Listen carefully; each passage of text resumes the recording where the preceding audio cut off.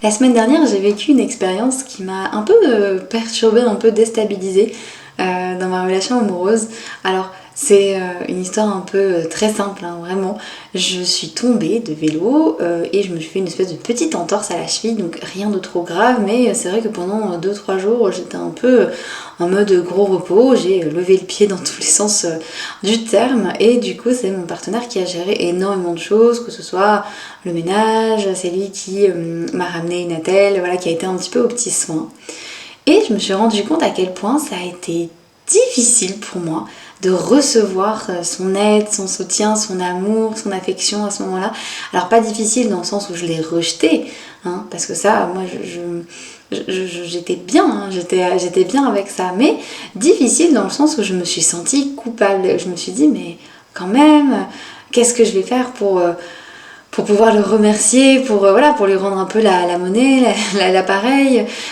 comment faire avec tout ça finalement, et est-ce que je mérite cette attention, cette affection, franchement, est-ce que j'en fais pas un peu trop, ça va, c'est une petite entorse, il y a un peu toute cette petite voix là qui est passée, cette petite culpabilité qui était là, et puis au final je me suis dit, mais franchement, je vais profiter, je vais le remercier pour ce qu'il fait parce que mine de rien ça m'a beaucoup touchée, donc voilà, et puis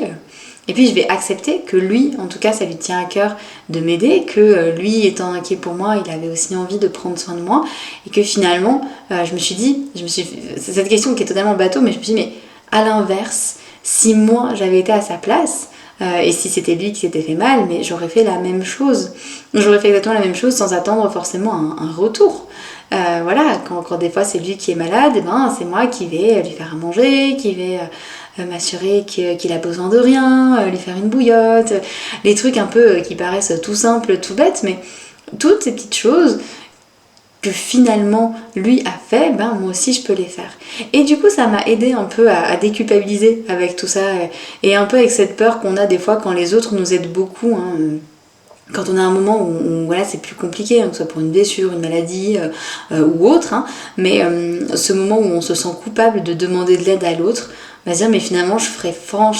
la même chose de mon côté, je ferais la même chose pour lui, pour elle, donc j'ai le droit aussi d'un peu lâcher, si bien sûr c'est ok pour l'autre personne en face, si bien sûr la communication est ok, si on peut en parler, hein, l'idée voilà, mais juste de recevoir. Et c'est vrai que accepter de recevoir l'aide de l'autre, le soutien de l'autre, ça peut être vraiment un gros challenge, mais un challenge vraiment très intéressant, puisque déjà ça montre aussi, ça a un autre message, le message que j'ai de la valeur. Si on prend autant soin de moi, c'est que j'ai de la valeur aux yeux des autres, et si moi je laisse faire, que je ne suis pas dans cette lutte et que je laisse l'autre prendre soin de moi, c'est que j'estime avoir de la valeur, et par conséquent que je me donne un peu d'amour en fait finalement. Donc lâcher, recevoir pour accepter l'amour de l'autre et pour aussi prendre soin de soi. Voilà. Et ce qui m'a fait du bien, c'est de me dire que j'aurais pu faire la même chose à sa place, et de me dire que finalement c'était aussi très bon de lâcher, de se poser, et qu'on n'était pas dans un concours d'être à parfaite égalité de si lui fait tout ça, moi je dois faire tout ça. Voilà, ce moment où on a le droit un peu de se lâcher, hein, et de se laisser un peu porter, c'est nécessaire, et voilà, l'idée c'est aussi que ça nous permette, moi ça m'a permis donc de vraiment me ressourcer et de beaucoup mieux repartir. Voilà, je suis sur pied aujourd'hui, je peux marcher sans aucun problème, parce que j'ai eu de la chance, c'était vraiment une très légère entorse, hein, donc c'était pas quelque chose de très grave, et le fait d'avoir pu complètement me reposer sur lui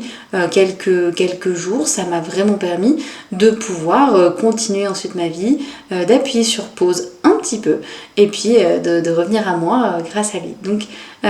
remercie. Si une personne prend soin de toi en ce moment, que ce soit ton amoureux, ton amoureuse, ou que ce soit une autre personne, remercie cette personne, c'est qu'elle t'aime énormément si elle fait ça, et autorise-toi à recevoir tout doucement, même si c'est difficile, et voilà, s'il y a de la culpabilité, elle est là, c'est bien de l'accueillir, hein, de ne pas la rejeter. S'il y a de la gêne, l'impression de ne pas mériter tout ça, c'est intéressant d'aller creuser, d'aller voir qu'est-ce qui se passe derrière, et puis de dire mais qu'est-ce qui se passe si là je lâche tout, et si je me laisse je me laisse soulager en fait. Si quelqu'un s'occupe de moi, qu'est-ce qui se passe? Qu'est-ce qui m'arrive? Comment je me sens? Dis-moi en commentaire ce que ça a fait pour toi, si ça résonne, si c'est quelque chose qui te parle, que tu as déjà vécu. Voilà, comment c'est pour toi, raconte-moi. Et puis abonne-toi à cette chaîne si tu aimes le contenu que je te propose. Et on se retrouve la semaine prochaine pour notre vidéo et dès mercredi pour un extrait du podcast qui s'appelle La Voix d'une amoureuse et que tu retrouves sur toutes les plateformes.